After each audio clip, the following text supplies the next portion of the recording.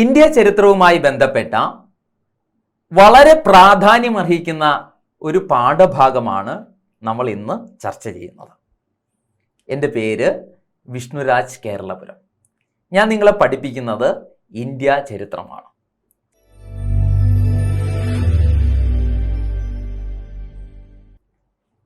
India ചരിത്രവുമായി ബന്ധപ്പെട്ട് ബ്രിട്ടീഷുകാരുടെ ഭരണകാലയളവിൽ ഇന്ത്യയിൽ നിലനിന്നിരുന്ന ഭരണതലവൻ പദവികളെക്കുറിച്ചാണ് നമ്മൾ ഈ ക്ലാസ്സിൽ ചർച്ച ചെയ്യുന്നത്. ബ്രിട്ടീഷ് ഭരണ കാലയളവിൽ കാലാന്തരത്തിൽ ഈ ഭരണതലവൻ പദവികൾ മാറുകയും ഈ ഭരണ പദവികൾ മാറുന്നതിന് കാരണമായിട്ടുള്ള ബ്രിട്ടീഷ് നിയമങ്ങളെക്കുറിച്ചും ഈ ഭരണ പദവികൾ മാറുമ്പോൾ ആ കാലയളവിൽ ഇന്ത്യയിൽ ഭരണം നടത്തിയിരുന്ന ഭരണകർത്താക്കൾ ആരൊക്കെയെന്നുമാണ് നമ്മൾ പഠിക്കുന്നത്. വളരെ സിമ്പിളാണ്. ബ്രിട്ടീഷുകാർ ഇന്ത്യയിൽ ഭരണം നടത്തുന്നത് അവരുടെ ഭരണ കാലഘട്ടത്തെ നമുക്ക് പൊതുവെ രണ്ടായി തരംതിരിക്കാം. അതിനു മുമ്പ് ബ്രിട്ടീഷുകാരുടെ ഭരണ കാലയളവിൽ നിലനിന്നിരുന്ന പദവികൾ ഏതൊക്കെയെന്ന് നോക്കാം. 5 പദവികളാണ് നിലനിന്നിരുന്നത്. 5 പദവികൾ ഒരേപോലെ നിലനിന്നിരുന്നു എന്നുള്ളതല്ല, ഒരു പദവി വരികയും ആ ഭരണതലവൻ പദവി പേര് മാറ്റിക്കൊണ്ട് പുതിയ പേര് സ്വീകരിക്കുകയും പിന്നീട് ആ പേര് മാറ്റി അടുത്ത പേര് സ്വീകരിക്കുകയും അങ്ങനെ 5 പദവികളിലൂടെയാണ് ബ്രിട്ടീഷ് ഭരണ കാലഘട്ടം കടന്നു പോകുന്നത്. ഓക്കെ ആണല്ലോ? ആ 5 പദവികൾ വളരെ സിമ്പിളായി ഓർത്തു വെക്കുക. ഒരു കോംപ്ലിക്കേഷനും ഇല്ല. കൂടുതൽ ഒരു കാര്യങ്ങളും ഞാൻ പറയുന്നില്ല. ഇത്രയും കാര്യങ്ങളെ ബൈഹേർട്ട് ചെയ്യുക. ഏതൊക്കെയാണ് ആ 5 പദവികൾ? സ്ക്രീൻ നോക്കുക. ഒന്നാമത്തെ പദവിയാണ് ബംഗാൾ ഗവർണർ. ഇങ്ങനെ ഓർഡറിൽ തന്നെ ഓർത്തു വെച്ചിരുന്നാൽ മതി. ബംഗാൾ ഗവർണർ എന്നറിയപ്പെടുന്നത് ബ്രിട്ടീഷുകാരുടെ ഇന്ത്യയിലെ ആദ്യത്തെ ഭരണതലവൻ പദവിയാണ്. രണ്ടാമത്തെ പദവിയാണ് ബംഗാളിന്റെ ഗവർണർ ജനറൽ. ഓക്കെ ആണല്ലോ? അപ്പം ബംഗാൾ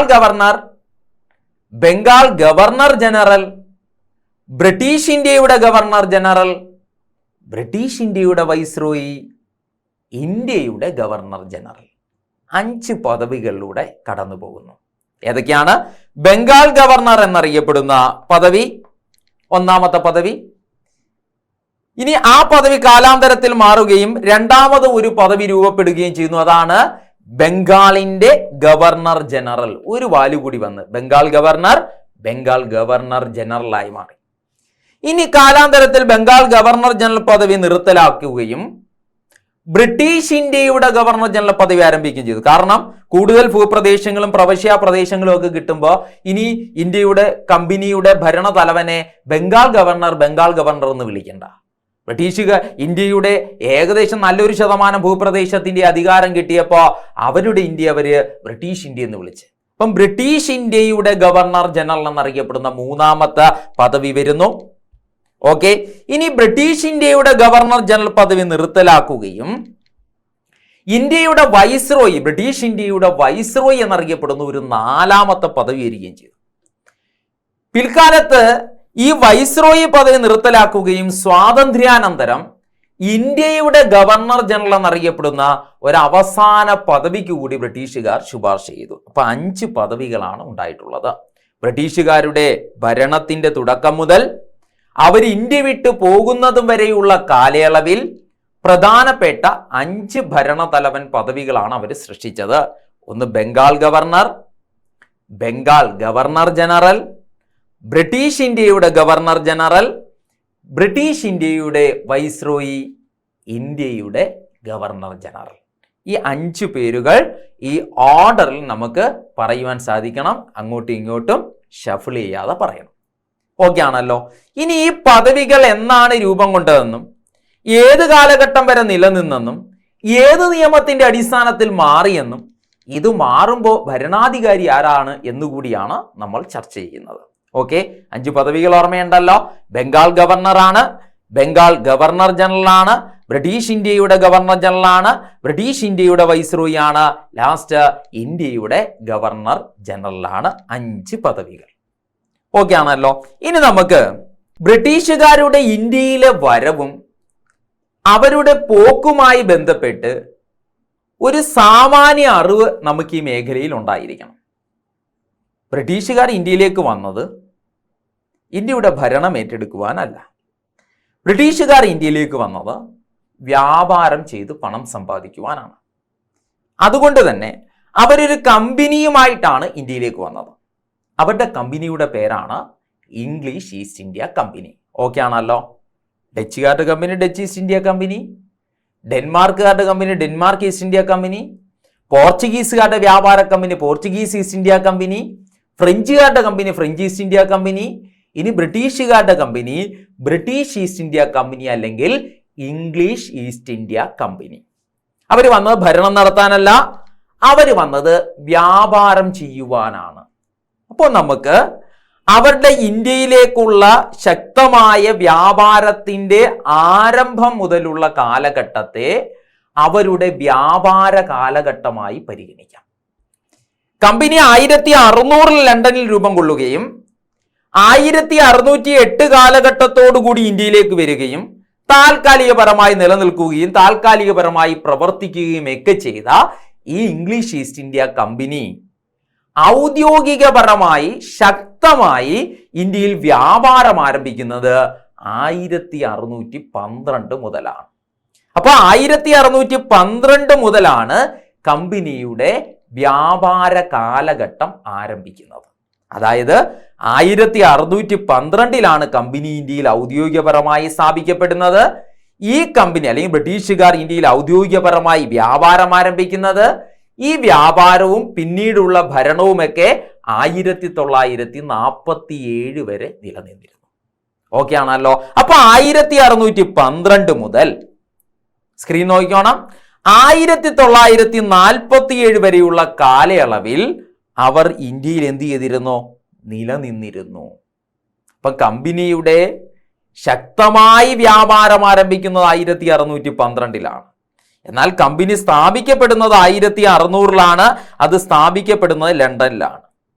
അവർ ഇന്ത്യയിൽ കടന്നു വരുന്നത് 1608 എന്നാൽ അവർ ശക്തമായി കമ്പനി സ്ഥാപിക്കുകയും വ്യാപാരം സ്റ്റാർട്ട് ചെയ്യുകയും ചെയ്യുന്നത് 1612 മുതലാണ്. ഓക്കെ ആണല്ലോ. 12 മുതൽ 47 വരെ അവർ വ്യാപാരവും ഭരണവും നടത്തുകയുണ്ടായി. ഇനി കമ്പനിയുടെ വ്യാപാര കാലഘട്ടം ഏത് എന്ന് ചോദിച്ചാൽ അത് 1612 മുതൽ 1757 വരെയാണ്. മറന്നുപോകല്ലേ, അതായത് പ്ലാസി യുദ്ധം വരെയാണ്. പ്ലാസി യുദ്ധത്തോടു കൂടിയിട്ടാണ് ബംഗാളിൽ അവർ ഭരണം ആരംഭിക്കുന്നത്. അതായത് 1757 വരെ 1612 മുതൽ 1757 വരെ കമ്പനിയുടെ ഏത് കാലഘട്ടമാണ്? വ്യാപാര കാലഘട്ടം. അതായത് ഇംഗ്ലീഷ് ഈസ്റ്റ് ഇന്ത്യ കമ്പനി ഇന്ത്യയിൽ ഭരണം നടത്തിയില്ല, ഒരു പ്രദേശത്തെയും പിടിച്ചു വെച്ച് ഭരിച്ചിരുന്നില്ല. അവര് വ്യവസായം മാത്രം ചെയ്തിരുന്നു. ഇന്ത്യൻ നാട്ടുരാജാക്കന്മാരുമായി, പ്രഭുക്കന്മാരുമായി, ജമീന്ദാർമാരുമായി, സെമീന്ദാർമാരുമായി, ഒരുപക്ഷെ മുഗൾ ഭരണാധികാരികളുമൊക്കെയായി ചേർന്ന് നിന്നുകൊണ്ട് വ്യവസ്ഥാപിതപരമായിട്ട് വ്യവസ്ഥകളുടെ അടിസ്ഥാനത്തിൽ അവർ വ്യാപാരത്തിൽ മാത്രം ഏർപ്പെട്ട കാലഘട്ടമാണ് 1612 മുതൽ 1757 വരെ. 1757 ശേഷം അവർ വ്യാപാരം ചെയ്തു. പക്ഷെ ആ വ്യാപാരത്തിന്റെ പ്രത്യേകത ഭരണത്തിൽ അധിഷ്ഠിതമായ വ്യാപാരമാണ്. ഭരണം ആരംഭിച്ചു. അതിന് കാരണമായ യുദ്ധമാണ് നമ്മൾ ഈ പറയുന്ന പ്ലാസി യുദ്ധം. അതൊക്കെ നമുക്ക് അങ്ങോട്ട് ചർച്ച ചെയ്യാം വിശദമായിട്ട്. ഇപ്പം വലിയ ടോപ്പിക്കിലേക്ക് ഞാൻ പോകുന്നില്ല, ഈ കാര്യം മാത്രമേ പറയുന്നുള്ളൂ. ഇനി 1757 മുതൽ അവർ ഭരണം ആരംഭിക്കുന്നു. 1757 മുതൽ 1857 അല്ലെങ്കിൽ 1858 57 കലാപം വരെയാണ്. കലാപം അവസാനിക്കുന്നത് 1858 58 എന്ന് പറഞ്ഞതേ ഉള്ളൂ. അപ്പൊ 1757 മുതൽ 1858 വരെയുള്ള കാലഘട്ടമാണ് ഇംഗ്ലീഷ് ഈസ്റ്റ് ഇന്ത്യ കമ്പനിയുടെ ഭരണകാലഘട്ടം എന്നറിയപ്പെടുന്നത്. കമ്പനിക്ക് ഇന്ത്യയിൽ ഭരണം നഷ്ടമായത് 1858 ഇവിടം വരെയാണ്. അതായത് 1612 ഔദ്യോഗികപരമായി വ്യാപാരം ആരംഭിച്ച കമ്പനി ഇന്ത്യയിൽ നിലകൊണ്ടത് 1858 വരെയുള്ള ഈ കാലയളവിലാണ്. ആ കാലയളവിനെ 1612 മുതൽ 1858 വരെയുള്ള കാലയളവിനെ രണ്ടായി സ്പ്ലിറ്റ് ചെയ്തു. ഇംഗ്ലീഷ് ഈസ്റ്റ് ഇന്ത്യ കമ്പനിയുടെ വ്യാപാരം മാത്രം നടത്തിയിരുന്ന വ്യാപാര കാലഘട്ടമെന്നും കമ്പനിയുടെ ഭരണകാലഘട്ടമെന്നും. വ്യാപാര കാലഘട്ടം 1612 1757 ഭരണകാലഘട്ടം എന്ന് പറയുന്നത് 1757 ടു 1857 അല്ലെങ്കിൽ 1858 വരെയാണ്. ഇനി 58 ശേഷം എന്ത് സംഭവിച്ചു? 58 ശേഷം ബ്രിട്ടൻ നേരിട്ട് ഇന്ത്യയെ ഭരിക്കാൻ തുടങ്ങി. അതായത് ആദ്യകാലങ്ങളിൽ, അതായത് ഈ കാലയളവിൽ കമ്പനി വ്യാപാരവും ഭരണവും ഒക്കെ നടത്തുന്ന കാലയളവിലെ പിക്ചർ ഇങ്ങനെയാണ്. ബ്രിട്ടന് ഇന്ത്യയോട് വല്ലതും പറയണമെന്നുണ്ടെങ്കിൽ ഇന്ത്യക്കും ബ്രിട്ടനും ഇടയ്ക്ക് ഒരു മീഡിയേറ്റർ ഉണ്ടായിരുന്നു. അതാണ് English East India company. Britain ഇന്ത്യയുമായി സംവേദിച്ചിരുന്നത് ഒരു മീഡിയേറ്ററുടെ സഹായത്തോടു കൂടി. ആ കമ്പനിയാണ് ഇംഗ്ലീഷ് ഈസ്റ്റ് ഇന്ത്യ കമ്പനി. ബ്രിട്ടന് വേണ്ടി ഇന്ത്യയിൽ വ്യാപാരം ചെയ്ത കമ്പനി, ബ്രിട്ടന് വേണ്ടി ഇന്ത്യയിൽ ഭരണം നടത്തിയിരുന്ന കമ്പനി. വ്യാപാരം ചെയ്ത കമ്പനി, ഭരണം നടത്തിയിരുന്ന കമ്പനി. 1858 കൂടിയിട്ട് കമ്പനിക്ക് ഇന്ത്യയിൽ ഭരണം നഷ്ടമായി. കമ്പനിയെ റിപ്പീൽ ചെയ്തു. കമ്പനിയെ ബ്രിട്ടീഷ് രാജ്യം തിരിച്ചു വിളിച്ചു, മടങ്ങി വരാൻ പറഞ്ഞു. എന്നിട്ട് എന്ത് ചെയ്തു? 58 ശേഷമുള്ള പിക്ചർ എങ്ങനെയാണ്? ബ്രിട്ടൻ നേരിട്ട് ഇന്ത്യയെ ഭരിക്കാൻ തുടങ്ങി. അതായത് ആരില്ല? മീഡിയേറ്റർ ഇല്ലാതെ ഇന്ത്യയെ ഭരിക്കാൻ തുടങ്ങി. ആ കാലഘട്ടത്തെയാണ് നമ്മൾ ബ്രിട്ടീഷ് രാജ് കാലഘട്ടം എന്ന് വിളിക്കുന്നത്. അപ്പൊ എങ്ങനെ പറയാം? 1858 മുതൽ കലാപത്തിന് ശേഷം 1947 വരെ ഇന്ത്യയുടെ സ്വാതന്ത്ര്യ ലബ്ധി വരെയുള്ള കാലഘട്ടത്തെ നമ്മൾ ബ്രിട്ടീഷ് രാജ് കാലഘട്ടം എന്നാണ് വിളിക്കുന്നത്. അപ്പോ 47 നമ്മൾ സ്വാതന്ത്ര്യം വാങ്ങിക്കുന്നത് ബ്രിട്ടന്റെ കയ്യിൽ നിന്ന് നേരിട്ടാണ്, അല്ലാതെ കമ്പനിയുടെ കയ്യിൽ നിന്നല്ല. അപ്പൊ ഇവിടെ എന്തൊക്കെ ചോദ്യങ്ങൾ ചോദിക്കാം? ബ്രിട്ടന് വേണ്ടി ഇന്ത്യയിൽ വ്യാപാരം നടത്തിയ കമ്പനി ഏത്? English East India company. രൂപം കൊണ്ടത് എവിടെ? ലണ്ടനിൽ, ബ്രിട്ടനിൽ. ഏത് വർഷം? 1600. ഇന്ത്യയിലേക്ക് കമ്പനി കടന്നു വന്ന വർഷം 1608. കമ്പനി ഇന്ത്യയിൽ ശക്തമായി വ്യാപാരം സ്ഥാപിച്ചത്, ഔദ്യോഗികപരമായി ഇന്ത്യയിൽ കമ്പനി സ്ഥാപിക്കപ്പെട്ടതെന്ന് 1612. 1612 മുതൽ 1858 വരെ കമ്പനി ഇന്ത്യയിൽ നിലകൊണ്ടു. ഈ കാലഘട്ടത്തെ കമ്പനിയുടെ വ്യാവസായ കാലഘട്ടമെന്നും പിന്നീട് കമ്പനിയുടെ ഭരണകാലഘട്ടമെന്നും തരംതിരിക്കുമ്പോൾ 1612 മുതൽ 1757 വരെയുള്ള കാലഘട്ടത്തെ കമ്പനിയുടെ വ്യാപാര കാലഘട്ടമായും 1757 മുതൽ 1858 വരെയുള്ള കാലഘട്ടത്തെ കമ്പനിയുടെ ഭരണകാലഘട്ടമായും പരിഗണിക്കുന്നു. 1858 കമ്പനിയെ ബ്രിട്ടൻ തിരിച്ചു വിളിക്കുകയും ബ്രിട്ടീഷ് രാജ്ഞി 58 മുതൽ നേരിട്ട് ഇന്ത്യയെ ഭരിക്കുകയും ചെയ്തു. ആ ഭരണം 47 വരെ നിലനിന്നു. 1858 മുതൽ 1947 വരെയുള്ള കാലഘട്ടത്തെ നമ്മൾ ബ്രിട്ടീഷ് രാജ് കാലഘട്ടം എന്നാണ് വിളിച്ചത്. ഓക്കെ, അപ്പോ മൊത്തത്തിൽ ബ്രിട്ടീഷുകാരുടെ ഭരണം ഒന്ന് നോക്കിയാൽ അവര് ഭരണം ആരംഭിച്ചത് 1757 ഇവിടെയല്ലേ? കമ്പനി ഭരിച്ചോട്ടെ, കുഴപ്പമില്ല, എന്നാലും ഭരണം ആരംഭിച്ച 57 ഇനി 57 ഭരണം എന്ന് പറയുന്നത് എവിടം വരെ നിലനിന്ന്? മൊത്തത്തിൽ 47 വരെ നിലനിന്നു. 1757 മുതൽ 1947 വരെ മൊത്തത്തിൽ ഇവർ ഭരിച്ചു. ഈ കാലയളവിലല്ലേ ഭരണതലവന്മാരുണ്ടാവുന്നത്? ഈ കാലയളവിലല്ലേ ഈ 5 ഭരണതലവന്മാരുണ്ടായത്? ഓരോ സമയത്ത് ഓരോരുത്തര് ആ പദവികൾ മാറ്റി അടുത്ത പദവി, വേറൊരു ഡ്യൂറേഷനിൽ ആ പദവി മാറ്റി അടുത്ത പദവി, ഇങ്ങനെ മാറ്റങ്ങൾക്ക് വിധേയമാകുന്നു. ഇനി ഈ പദവികൾ മാറിയ കാര്യങ്ങളെ കുറിച്ചാണ് ഇനി നമ്മൾ പഠിക്കുന്നത്. ഓക്കെ ആണല്ലോ? ഓക്കെ, ശ്രദ്ധിക്കുക. പ്ലാസി യുദ്ധത്തോടുകൂടി ഭരണപദത്തിൽ വന്നു. അപ്പൊ ആദ്യത്തെ ഭരണപദവി നമ്മൾ പഠിച്ചു, ബംഗാൾ ഗവർണർ. ഓക്കെ, അപ്പൊ 1757 വന്ന ഭരണപദവി ഏതാ? ബംഗാൾ ഗവർണർ. ബംഗാൾ ഗവർണർ ജനറലിന് കാരണമായ ബ്രിട്ടീഷ് നിയമം ഏതാ? Regulating act 1773. മൂന്നാമത്തെ ഭരണപദവി ഏതാ? ബ്രിട്ടീഷ് ഇന്ത്യയുടെ ഗവർണർ ജനറൽ. അതിനെ ശുപാർശ ചെയ്ത നിയമം ഏതാ? 1833 മൂന്നാം ചാർട്ടർ ആക്ട്. ഓക്കെ, ഇനി നാലാമത്തെ ഭരണ പദവി ഏതാ? ബ്രിട്ടീഷ് ഇന്ത്യയുടെ വൈസ്രോയി അല്ലേ? അതിനെ ശുപാർശ ചെയ്ത നിയമം ഏതാ? 58 ഗവൺമെന്റ് ഓഫ് ഇന്ത്യ ആക്ട്. ഇനി അവസാനത്തെ ഭരണ പദവി സ്വാതന്ത്ര്യാനന്തരം നിലനിന്ന ഇന്ത്യയുടെ ഗവർണർ ജനറൽ, അഞ്ചാമത്തെ പദവി. അതിന് ശുപാർശ ചെയ്ത നിയമം ഏതാ? 47 ഇന്ത്യൻ ഇൻഡിപെൻഡൻസ് ആക്ട്.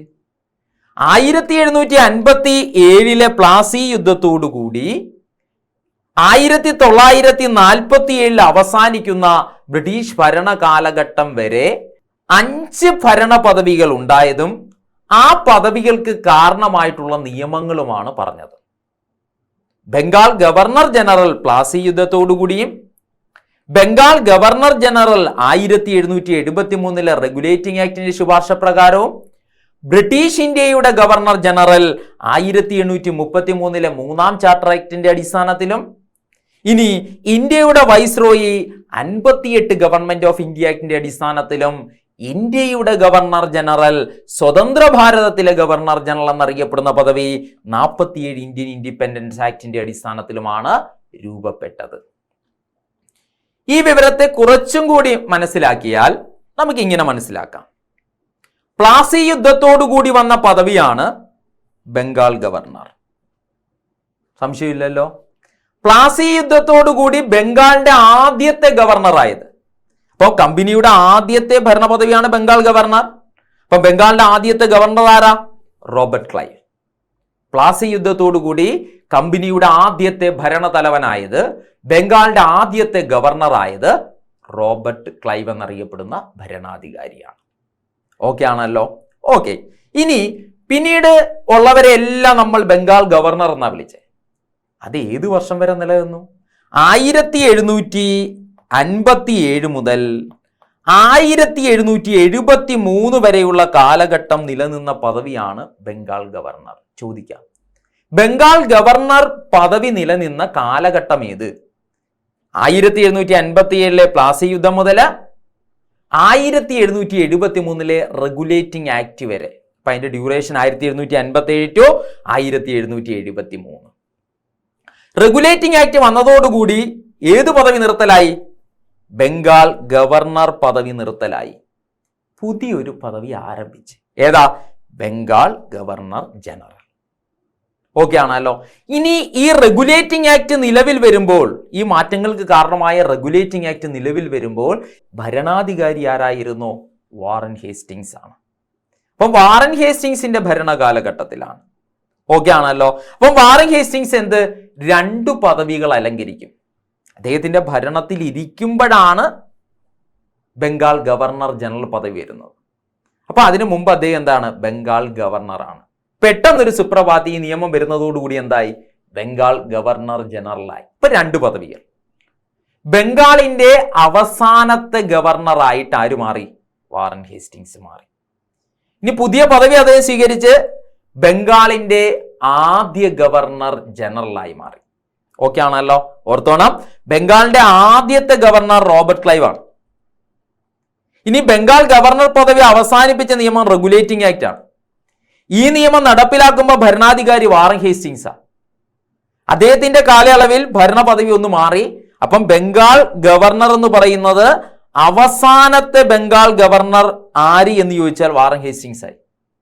പുതിയ പദവി വന്ന് ബംഗാൾ ഗവർണർ ജനറൽ പദവി വന്നു. അപ്പം ആദ്യത്തെ ബംഗാളിന്റെ ഗവർണർ ജനറൽ ആരെന്ന് ചോദിച്ചാൽ വാറൻ ഹേസ്റ്റിങ്സ് ആണ്. ബംഗാളിന്റെ ആദ്യ ഗവർണർ റോബർട്ട് ക്ലൈവ്, ബംഗാളിന്റെ അവസാന ഗവർണർ വാറൻ ഹേസ്റ്റിങ്സ്, ബംഗാളിന്റെ ആദ്യ ഗവർണർ ജനറലും വാറൻ ഹേസ്റ്റിങ്സ്. ബംഗാളിന്റെ ഗവർണർ പദവി നിർത്തലാക്കി ബംഗാളിന്റെ ഗവർണർ ജനറൽ പദവിക്ക് ശുപാർശ ചെയ്ത നിയമം 1773 റെഗുലേറ്റിംഗ് ആക്ട് ആണ്. ഓക്കെ ആണല്ലോ. ഓക്കെ, ഇനി ബംഗാളിന്റെ ഗവർണർ ജനറൽ ആണ് അടുത്ത പദവി അല്ലേ? എന്നുവരെ 1773 ആരംഭിച്ച ആ പദവി 1833 മൂന്നാം ചാർട്ടർ ആക്ട് നടപ്പിലാക്കുന്നിടം വരെ ഉള്ളവരെ എല്ലാം നമ്മൾ എന്താ വിളിച്ചത്? ബംഗാളിന്റെ ഗവർണർ ജനറൽ എന്നാണ് വിളിച്ചത്. അപ്പൊ 1833 മൂന്നാം ചാർട്ടർ ആക്ട് ബ്രിട്ടീഷുകാർ കൊണ്ടുവരുന്നു. ഇതോടുകൂടി ബംഗാളിന്റെ ഗവർണർ ജനറൽ പദവി എന്ത് ചെയ്യുന്നു? നിർത്തലാക്കുന്നു. ഓക്കെ, ഇനി പുതിയ പദവി ആരംഭിച്ച് ബംഗാൾ മാറ്റി അവരെന്താക്കി? ബ്രിട്ടീഷ് ഇന്ത്യ എന്നാക്കി. ബ്രിട്ടീഷ് ഇന്ത്യയുടെ ഗവർണർ ജനറലായി. ഈ മൂന്നാം ചാർട്ടർ ആക്ട് നടപ്പിലാക്കുമ്പോൾ ഇന്ത്യയുടെ ഭരണാധികാരി എന്ന് പറയുന്നത് സതിയൊക്കെ നിർത്തലാക്കിയ വില്യം ബെന്റിക് എന്നറിയപ്പെടുന്ന ഭരണാധികാരിയാണ്. ആരാണ്? William Bentinck. അപ്പൊ അദ്ദേഹം 2 പദവികളും കൈകാര്യം ചെയ്തു. ബംഗാളിന്റെ ഗവർണർ ജനറലായിട്ട് ഇരിക്കുമ്പോഴാണ് മൂന്നാം ചാർട്ടർ ആക്ട് വരുന്നത്. ഈ ചാർട്ടർ ആക്ട് വരുന്നതോട് കൂടിയിട്ട് അദ്ദേഹം ബ്രിട്ടീഷ് ഇന്ത്യയുടെ ഗവർണർ ജനറൽ എന്ന പേര് സ്വീകരിച്ചു. അപ്പൊ എന്താണ്? ബംഗാളിന്റെ അവസാനത്തെ ഗവർണർ ജനറൽ ആയിട്ട് ആര് മാറി? വില്യം ബെന്റിക് മാറി. ബ്രിട്ടീഷ് ഇന്ത്യയുടെ ആദ്യത്തെ ഗവർണർ ജനറൽ എന്ന് അറിയപ്പെടുകയും ചെയ്തു. അപ്പൊ എന്താണ് ചോദ്യം? ബംഗാളിന്റെ ആദ്യ ഗവർണർ റോബർട്ട് ക്ലൈവ് ആണ്. ബംഗാളിന്റെ അവസാന ഗവർണർ എന്നറിയപ്പെടുന്ന വാറൻ ഹേസ്റ്റിംഗ് ആണ്. ബംഗാളിന്റെ ആദ്യ ഗവർണർ ജനറൽ വാറൻ ഹേസ്റ്റിങ്സ് ആണ്. ബംഗാളിന്റെ അവസാന ഗവർണർ ജനറൽ വില്യം ബെന്റിക് ആണ്. ബ്രിട്ടീഷ് ഇന്ത്യയുടെ ആദ്യ ഗവർണർ ജനറൽ വില്യം ബെന്റിക് ആണ്. ഓക്കെ, ഇപ്പൊ മൂന്നാമത്തെ പദവി വന്നു. എന്താ? ബ്രിട്ടീഷ് ഇന്ത്യയുടെ ഗവർണർ ജനറൽ എന്ന് സ്റ്റാർട്ട് ചെയ്യുന്നു. മൂന്നാം ചാർട്ടർ ആക്ടോട് കൂടി 1833 കൂടി സ്റ്റാർട്ട് ചെയ്യുന്നു. അത് എന്ന് വരെ? 1858 വരെ, കലാപത്തിന് ശേഷം വരെ. അതായത് കമ്പനിയുടെ ഭരണ പദവി അവസാനിക്കുന്നവരെ. അപ്പൊ എന്ത് മനസ്സിലായി? കമ്പനിയുടെ ഭരണ കാലഘട്ടത്തിൽ എത്ര പദവികൾ ഉണ്ടായി? 3 പദവികൾ ഉണ്ടായി. ഏതൊക്കെയാണ് ആ പദവികൾ? ബംഗാൾ ഗവർണർ എന്നറിയപ്പെടുന്ന ഒന്നാമത്തെ പദവിയും, ബംഗാൾ ഗവർണർ ജനറൽ എന്നറിയപ്പെടുന്ന 2ാമത്തെ പദവിയും, ബ്രിട്ടീഷ് ഇന്ത്യയുടെ ഗവർണർ ജനറൽ എന്നറിയപ്പെടുന്ന 3ാമത്തെ പദവി. അപ്പം കമ്പനിയുടെ ആൾക്കാർ ഇവരൊക്കെയാണ്. ഇനി നമ്മൾ പറയാൻ പോകുന്ന വൈസ്രോയി കമ്പനിയുടെ ആളാണോ? അല്ല. ക്ലാസിന്റെ തുടക്കത്തിലെ നമ്മൾ പറഞ്ഞു കലാപത്തിന്റെ അവസാനം കമ്പനിക്ക് ഭരണം നഷ്ടമായി. ബ്രിട്ടൻ നേരിട്ടാണ് ഭരിച്ചത്. അപ്പം ബ്രിട്ടൻ നേരിട്ട് ഭരിക്കുമ്പോഴുള്ള പദവിയാണ് ഇനി വരുന്ന വൈസ്രോയി. അപ്പം ബ്രിട്ടന്റെ നേരിട്ടുള്ള നോമിനിയാണ് വൈസ്രോയി. അപ്പോ Bengal governor 1, 2 Bengal governor general, 3 British ഇന്ത്യയുടെ ഗവർണർ ജനറൽ, 4 ഇനി വരാൻ പോകുന്ന വൈസ്രോയിയിൽ കൂട്ടത്തിൽപ്പെടാത്ത ഭരണ പദവി ഏതാ? വൈസ്രോയിയ. കാരണം എന്താ? ബാക്കി 3 പദവികളും കമ്പനിയുടെ ഭരണതലവന്മാരാണ്. വൈസ്രോയി ബ്രിട്ടന്റെ നേരിട്ടുള്ള ഭരണ നോമിനിയാണ്. ഓക്കെ, അപ്പൊ നിലവിൽ ഓടുന്ന പദവി ഏതാ? ബ്രിട്ടീഷ് ഇന്ത്യയുടെ ഗവർണർ ജനറൽ. മൂന്നാം ചാർട്ടർ ആക്ടിലൂടെ 1833 ആരംഭിച്ചു, 1858 വരെ നിലനിന്നു. ഓക്കെ, അങ്ങനെയാണെങ്കിൽ പുതിയൊരു നിയമത്തിന്റെ പേര് 58 ഗവൺമെന്റ് ഓഫ് ഇന്ത്യ ആക്ട്. കലാപത്തിന് ശേഷം വന്ന നിയമം. ഈ നിയമം നടപ്പിലാക്കുമ്പോൾ 1857 കലാപമൊക്കെ നടക്കുന്ന സമയത്ത് ഇന്ത്യയുടെ ഭരണാധികാരി എന്ന് പറയുന്നത് കാനിങ് ആണ്. 1856 മുതലൊക്കെ 1862 വരെയൊക്കെ ഭരണപദത്തിലിരുന്ന ഭരണാധികാരിയാണ് കാനിങ്. കാനിങ് 2 പദവികളും അലങ്കരിച്ചിട്ടുണ്ട്. കാനിങ് കമ്പനിയുടെ ഭരണതലവനുമായിട്ടുണ്ട്, രാജ്ഞിയുടെ ഭരണതലവനുമായിട്ടുണ്ട്. ഓക്കെ, അപ്പം കമ്പനിയുടെ ഭരണ പദവി എന്താ? അവസാനത്തെ ബ്രിട്ടീഷ് ഇന്ത്യയുടെ ഗവർണർ ജനറൽ. അത് നിർത്തലാക്കുകയും വൈസ്രോയി എന്നറിയപ്പെടുന്ന, ബ്രിട്ടീഷ് വൈസ്രോയി എന്നറിയപ്പെടുന്ന പുതിയ പദവിക്ക് ഈ നിയമം ശുപാർശ ചെയ്യുകയും ചെയ്തു.